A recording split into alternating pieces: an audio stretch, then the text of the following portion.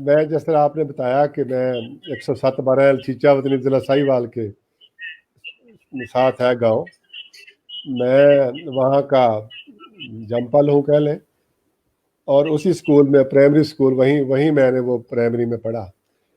میرے گاؤں کا اسٹیٹس میں آپ کو بتاتا چلوں کہ یہ تقریباً 1914 کے ہمارے گاؤں بنے ہوئے ہیں۔ جب ہم سٹارٹ کر رہے تھے، پڑھ رہے تھے، اس وقت ہمارے گاؤں کا ابھی گریجویٹ کوئی نہیں تھا، یہ 60s کی بات کر رہا ہوں۔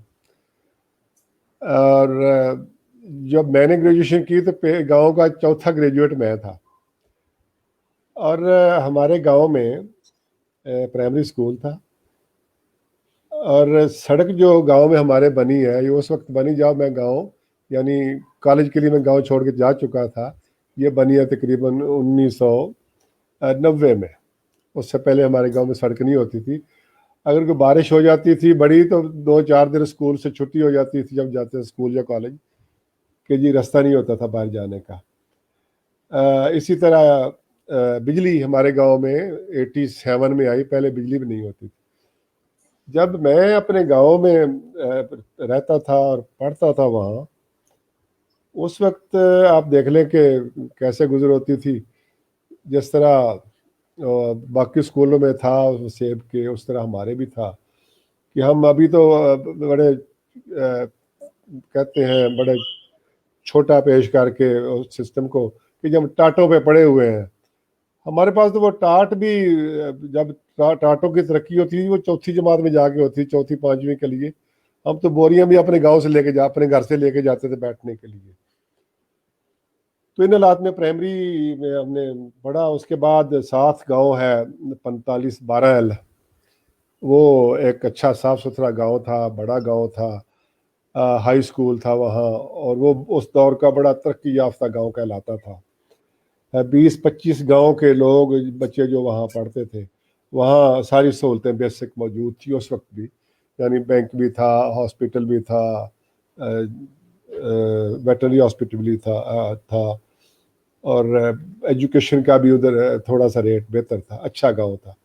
تو پھر میں نے میٹرک تک وہاں پڑھا، اور اس کے بعد 2 سال میں نے چیچا وطنی پڑھا۔ اور یہ جو ٹرانسپورٹیشن کا ذریعہ تھا وہ ہمارا کنوینس وہ سائیکل تھا۔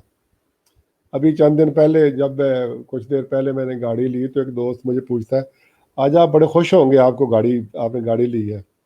میں نے یار خوش تو ہوں، لیکن وہ خوشی مجھے نہیں بھولتی جب میں نے سائیکل لیا تھا۔ پہلے تھا نیا سائیکل ملا تھا، جو سائیکل والی تھی، سائیکل والا، وہ 250 روپے کا ملا تھا، تو وہ خوشی جو تھی نا وہ کار سے نہیں آئی، وہ کچھ اور تھی۔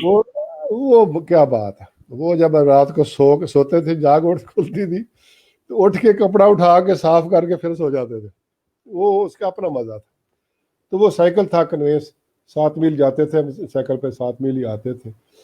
تو لیکن وہ یادگار دور ہے، مزیدار دور۔ اس کے بعد میں گورنمنٹ کالج ساہیوال چلا گیا گریجویشن کے لیے، پھر ہاسٹل میں۔ یہ 1978 کی بات ہے۔ بس پھر باہر ہی رہ گیا، گاؤں میں بہت کم، مہمانوں کی طرح۔ لیکن جڑیں اپنی ساری چیزیں، یادیں وہ گاؤں سے وابستہ ہیں۔ ابھی بھی جب کبھی بھی میں پریکٹیکل لائف میں ہوتا ہے، بعض دفعہ بندہ ٹینس ہو جاتا ہے، پریشان ہوتا ہے، تو فرسٹریشن ہوتی ہے۔ تو میرا ایک ہی طریقہ رہا شروع سے کہ جب بھی کوئی اس طرح کی بات ہوتی تو میں پھر گاؤں چلا جاتا ہوں، چکر لگا لیا، ایسے 1-1.5 گھنٹہ لگا کے واپس آ گیا۔ تو گورنمنٹ کالج ساہیوال سے پھر وہ اصل میں جو ہمارا وہ کہہ لیں کہ شائننگ یا وہ ریفائن ہونا وہاں سے شروع ہوا ہے۔ وہاں میں نے اپنی ایتھلیٹکس شروع کی، اور ایتھلیٹکس میں 2 سال بیسٹ ایتھلیٹ کالج کا، اور اسلامی اب یہ جو ہماری BZ ہے یونیورسٹی، اس کا 2 سال بہترین بیسٹ ایتھلیٹ جس کو بولتے ہیں وہ رہا۔ نیشنل لیول تک میں نے پارٹیسپیٹ کیا، ریپرزینٹ کیا یونیورسٹیز کو، پاکستانی یونیورسٹیز کو۔ پھر ایک آپ کو یاد ہوگا کہ جو اسٹوڈنٹ بھی اچھا پر اسٹڈی میں بھی اچھا ہو اور اسپورٹس میں بھی، باقی ایکٹیویٹی میں بھی، اس کو ایک ہوتی تھی ٹریڈیشن، ابھی پتہ نہیں ہے کہ نہیں ہے، ایک رول آف آنر ملتا تھا اسٹوڈنٹس کو۔ تو 1972 میں کسی اسٹوڈنٹ کو ملا تھا، تو اس کے بعد 1980 میں وہ رول آف آنر مجھے ملا تھا. ابھی بھی ہم کو آئے پچھلے میں جائیں بہاؤالدین زکریا یونیورسٹی میں تو ادھر میرا نام وہ لکھا ہوا ہے، تو اچھا لگتا ہے. تو اسی دوران وہ جو اسپورٹس کی بنیاد پہ میں کچھ دیر ریلوے میں بھی رہا، ریلوے سے مطلب اسکالرشپ لیتا تھا اسپورٹس بیسڈ. پھر اس کے بعد واپڈا میں 4 سال میں نے پھر واپڈا کے ساتھ اسپورٹس بیس پہ گزارے. تو ہم یہ کہہ سکتے ہیں کہ اگر میں اسپورٹس نہ کرتا تو میں پڑھ نہیں سکتا تھا، اور اگر میں پڑھتا نا تو میرے سے اسپورٹس نہیں ہونی تھی. وہ دونوں کو بین مطلب لے جا کر دونوں ایک دوسرے کے مددگار پر ثابت ہوئے. اب یہ بھی میں آپ کو بتاتا چلوں کہ میرا وہ جتنے اسکالرشپ ہوتے ہیں ایجوکیشن کے میں تک وہ سارے میرے ہیں. پرائمری بھی ہے، پھر مڈل، پھر matric, F S C, B A, یہ میرے سارے اسکالرشپ ایجوکیشن کے بھی، اور دوسری طرف اسپورٹس کے بھی. تو یہ ایک بڑا اس حوالے سے یادگار ہے. پھر میں اسلامی یونیورسٹی بہاولپور میں چلا گیا، وہاں لٹریچر میں داخلہ لیا انگلش میں. تو وہاں بھی کوئی 7-8 یہ اسپورٹس کے میرے ریکارڈ تھے.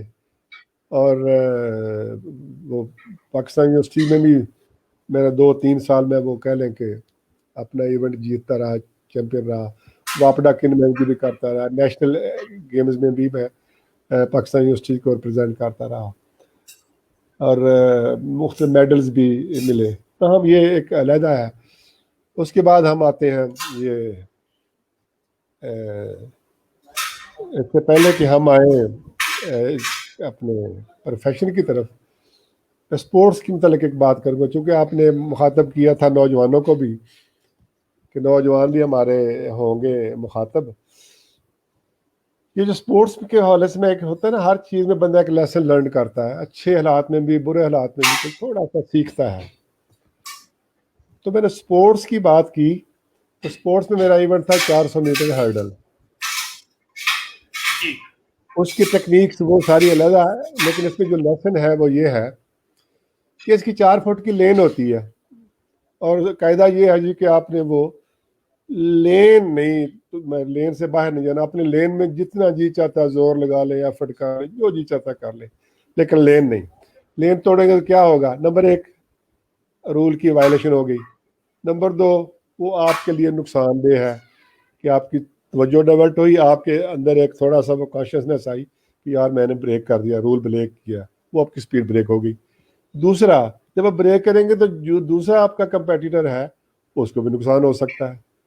یعنی ایک وائلیشن، دوسرا آپ کی وہ ذہنی ایک ذہن میں آیا کہ یار میں نے غلط کیا، تو آپ کی وہ کام جو ہے وہ متاثر ہوا، سپیڈ بریک ہوئی، اس طرح کا بھی نقصان کا خطرہ. تو وہ چیزیں چونکہ سیکھی تھی اسپورٹس بیس پہ، تو یہ پوری زندگی میں میرے میں ایک چیزیں پکی ہو گئی. ابھی آپ جو میرے ساتھی میرے ساتھ جنہوں نے کام کیا ہے، کولیگ ہیں، میرے دوست ہیں سوسائٹی کے، میرے ملنے والے ہیں، آپ کو بتائیں گے کہ میں ہمیشہ اپنے کام سے کام، کبھی ساتھ والے سے مداخلت نہیں کرتا ہوں. حتیٰ کہ میرا کوئی دوست ہے نا، تو مجھے بہت کم پتہ ہوتا ہے کہ اس کے والد کیا کرتے ہیں، اس کے یہ کتنے بھائی ہیں، وہ کیا کرتے ہیں. 8-10 سال کی دوستی، لیکن اس بندے سے تعلق وہی اسی کی دوستی ہے. تو یہ میرا خیال ہے لرننگ ہے اس لائن اور لین کی پابندی کی کہ جی اپنی دائرہ کار میں رہنا، کسی میں ٹانگ نہیں اڑانی.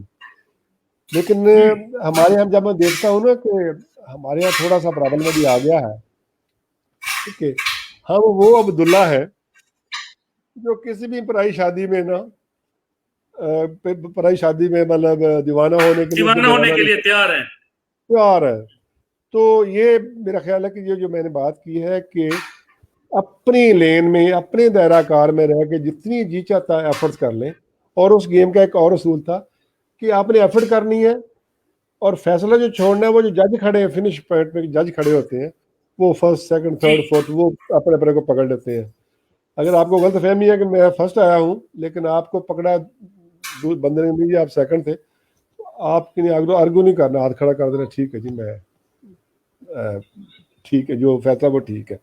تو یہ جو قبولیت ہے، ایکسیپٹنس، ایک تو یہ کہ آپ نے اپنے فیلڈ میں رہ کام کریں، فل فلیج کام کریں، پوری ایفرٹ سے کریں، اور جو فیصلہ ہے وہ دیکھنے والوں پہ چھوڑ دیں کہ کس نے کیا کام کیا. تو اس سے یہ ایک لیسن تھا.